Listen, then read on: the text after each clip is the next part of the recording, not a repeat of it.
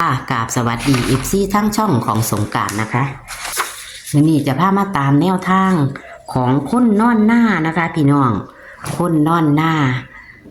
เป็นตำเล่านะคะตำเล่าวันที่4 พฤษภาคม69นะคะวันที่30ล่าสุดนะคะพี่น้องล่าสุดนะคะของเพิ่นเข้าเลขติดนะคะพี่น้องแอดเขียนผิดให้ได้ปุ๊เป็นเลขที่จริงเป็นเลขเด่นนะคะ3ตัวนั้นเป็นเลขเด่นแต่วิ่งเพิ่นมาวิ่ง6กับ8นะคะเข้าที่เลขเด่นของเพิ่นนั่นล่ะ5นั่นล่ะครับพี่น้องมันมี5มี6มี8เข้า5จับคู่ให้53ออก52นะคะพี่น้องเอา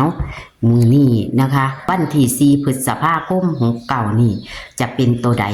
มาไปฟังเสียงสัมภาษณ์ระหว่างแอดกับคุณนอนหน้าได้เลยค่ะฮัลโหลแม่สวัสดีค่ะสวัสดีค่ะ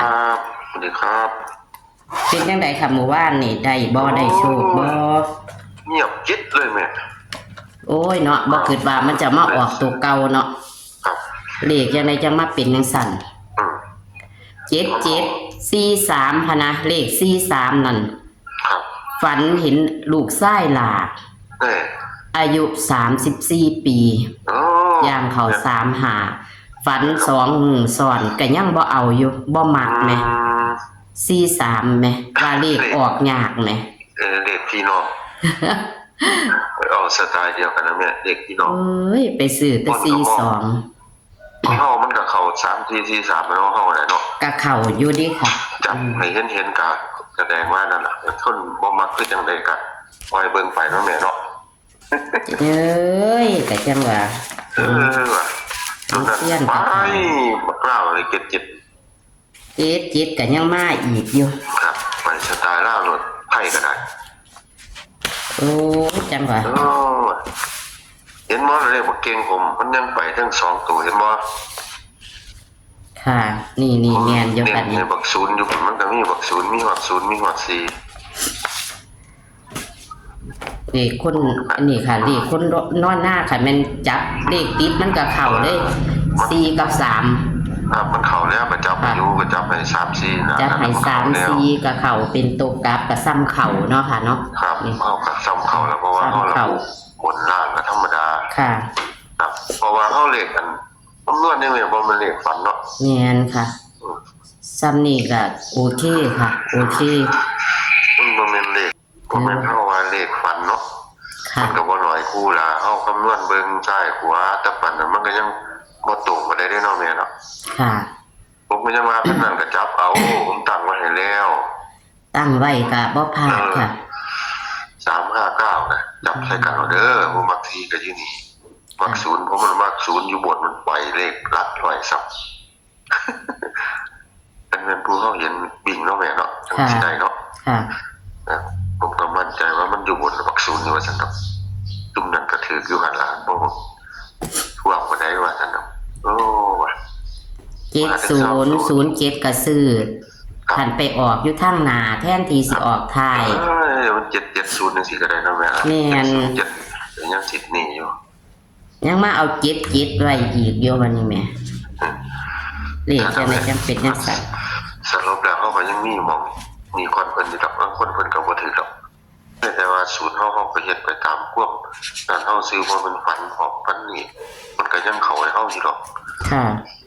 มันเป็นวันจันทร์วันที่4ได้มั้ยวันที่4ลาวเฮาวันที่4นี่ตลอดตำลาวเป็นวิ่งตัวใดคะตัวเด่นมันมากคือเก่าได้แม่เอ้ยค่ะขึ้นมา6 7 8นั่นล่ะตัวประกบมันวิ่งกัน3 5 9ได้แม่เขียนไว้ข้างหลังมันตัววิ่งจะเขียนไว้ตรงกันไหมค่ะตรงกันก็ได้เก่าแต่ว่าให้เพิ่นจับง่ายๆโลดครับจับง่ายจับวิ่งใส่กันครับ3 5 9เอาตัวบักเก่งๆแม่ขีดไปเลยบักคกก็บักเก็ต6กับ7เนาะแม่ไม้เพิ่นบักคกก็บักเก็ตนี่ล่ะเพิ่นว่าว่าซั่นจับใส่ซุ่มนี่ล่ะว่าซั่น จับคู่ค่ะอันนี้ จับคู่ผมจำให้ได้แม่เด้อ ค่ะ ผมจำพวกมัน3646 4757 4757มีจักคู่ค่ะ นี่ก็คือเก่าละแม่นี่พวกกูนี่ตัวกันนั่นแหละครับ 36464757ครับมัน22738ตัวกันแล้วก็บวกเวลา1969นะแม่ตัวกันมันเน้นตัวติด7ได้แม่274757ตัวเน้นผมนะว่าแต่มันเก่งเบิดสตัวแล้วแต่ว่าผมเน้นเบิ่ง ค่ะ เพื่อเพิ่นมักเพิ่นทุนหน่อย ครับนิดหน่อยก็เอานี่ละคือผมมาแล้ววันนี้ตัวเก่งมันตัววิ่งก็คือบักเก็ตแล้วแม่ ค่ะ ครับเน้นเก็ตก็คือวิ่งเก็ตนั่นละตัวผมไปบอกว่าบักเก็ตนั่นนะ ครับหลายตัวเบิ่งแน่ค่ะมีตัวเน้นในตรงแม่เพราะว่าเลขเข้าเป็นเลขคำนวณเนาะ ค่ะ พอเป็นเข้าเลขฟันไอ้ตัว1 2ตัวสับหน้าสับหลังนี่เข้าเลขคำนวณเป็นคือเลขสุดบ่อยง่ายเนาะแม่เนาะ ค่ะ ก็ธรรมดาให้เพิ่นเบิ่งเพิ่นก็ ถือว่าซ้ำนี่ก็บ่ถือว่าหลายดอกค่ะ บ่แม่นถ้านั่นผมก็เน้นอยู่ ค่ะมันก็ ถ้าผู้เพิ่นติดตามเฮาไปเรื่อยๆเพิ่นก็สิมองออกแนมออกอยู่ในบ่เก่งเฮาล่ะแม่ ค่ะ ก็คือผมว่าต้องมีให้เห็น1ตัวอย่างบักไทยมา2ตัวซับยังบ่ถือกันเนาะแม่2ตัวก็ได้เนาะ มันอยู่ในว่าเฮาก็เจ้าบ่ถือกันเนาะก็ได้ มันหลอดไปได้น่ะ นี่แม่ ฮะ แต่ว่ามันสิมา8668เด้อ บ่เก่งอ่ะนะเพราะว่าผมบอกว่าทั้งบักเก็ตแล้วซั่นดอก ดังคักอยู่ดิหมู่บ้านนี่8668ก็เลย ครับเอาเลขใหญ่เฮาติ เด็กใหญ่เฮาก็เด็ก ครับดังก็จะจังได๋บ่มีบัก0บัก4บัก2เฮาเนาะ มันก็มันครับใจของไปของมันเนาะแม่เนาะ ค่ะ พอเฮาเคยเฮ็ดเคยทำมันเคยมามันมาดีคือหยังนี่แม่วนบ่มาดิบักเก่งอ่ะนะ ค่ะ ถ้าบ่ติดตัวนี้ผมก็บ่คิดนำดอกผมก็อยากให้ติดบัก4บัก0บัก2นี่ผมให้ติดตัวนี้ผมค่อยขึ้นนำสิเอาตัวใดมาใส่ก็เอามาใส่ตัวนี้รถบ่ว่าสิล่ะเดี๋ยวรอบหน้าผมสิบอกอยู่ดอกค่ะ เขาจะตกเก่งเขาหรอเขาว่าหา จำบ่ได้ แต่มัน ส อ ถิ อก ติเอาไว้ใส่ หา2มันออก2ของเขามีหา3ด้วยแหละมันเลยบ่เขาคือเขาถ้าบ่เก่งนี่มันสิบ่เคยหลุด ค่ะ อย่างผมบอกว่านี่มันหา3เนาะค่ะนี่ ครับผมเลยให้หา3แต่ว่าผมให้สุดทั้งเพิ่นให้หา2มันเขาอยู่ เลขเข่าของเพิ่นทั้ง เขาของเพิ่นทั้งนั้นอยู่เพราะว่าเคยเดินเคยหยังกันมันอยู่กันสิแล้วแม่ก็หา2หา3ก็จับไปมันก็หลายเกินมันสิแม่ ค่ะ ที่ตั้งไว้ให้นั่นน่ะก็ตั้งไว้ให้คือจังผม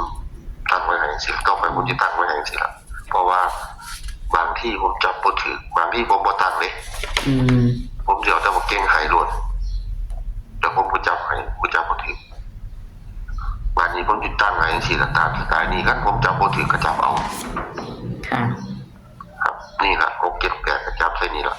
แต่ผมก็จับให้แล้ว แต่ว่าคันบ่ถูกก็อยู่ในนี่ล่ะ63ก็ได้65ก็ได้79ก็ได้อิหยังก็ได้สิล่ะแม่ เอากับจะขอบคุณเด้อค่ะ ครับจะแม่เฮ็ด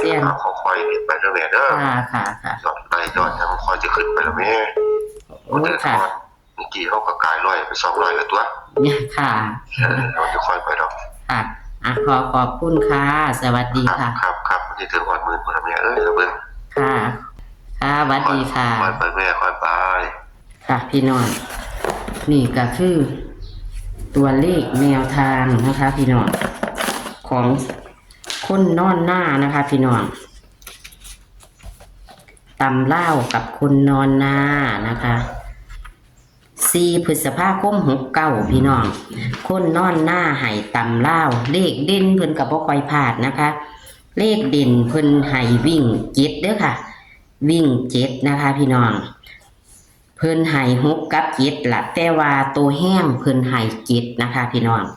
เลขติดเพิ่นกับบ่พลาดนะคะ เลขติด359นะคะให้คันเพิ่นคันบ่มักเพิ่นจับให้ก็ไปจับเอาเด้อค่ะพี่น้องไปจับเอานะคะค่ะพี่น้อง4 พฤษภาคม 69คือมื้ออื่นวันจันทร์นะคะคนนอนหน้าต่ำล่าวไห้เด่น6กับ7กับ8เพิ่นไห้แห้งคักก็คือ7นะคะกับ6นะคะ7ร่อง6ค่ะพี่น้องจับคู่เพิ่นก็เน้นไห้47 57 27นะคะเพิ่นเน้น3ตัวนี้นะคะพี่น้องบ่มักที่เพิ่นจัดไห้บ่มักที่เพิ่นจับไห้กะจับเอาเลยเด้อค่ะเลขติดเพิ่นก็ไห้ไว้ข้างใต้นะคะเอาโชคหมานกับคนนอนหน้านะคะคลิปนี้ก็ฝากไว้ซ้ำนี้ค่ะขอให้เฮงขอให้ปังนะคะขอให้เฮงปังให้ได้เงินใส่นี่ใส่สินกับคนนอนหน้าเป็นตำเล่าวันที่4 พฤษภาคม 69นะคะคลิปนี้ก็ฝากไว้ซ้ำนี้ค่ะเป็นแนวทางเด้อค่ะพี่น้องมีเขามีรุดนะคะกะอย่าว่ากันนะคะแล้วกะขอกดไลค์กดแชร์ให้กับเตียนนอนหน้าและกะช่องของสงกรานต์เหมือนเดิมละค่ะขันบ่มียอดไลค์ยอดวิวกับบ่มีแนวผ้าไปผ้ามาบ่มีแนวค่าน้ำมูกน้ำมันค่าปากกาค่าหนังสือนะคะพี่น้อง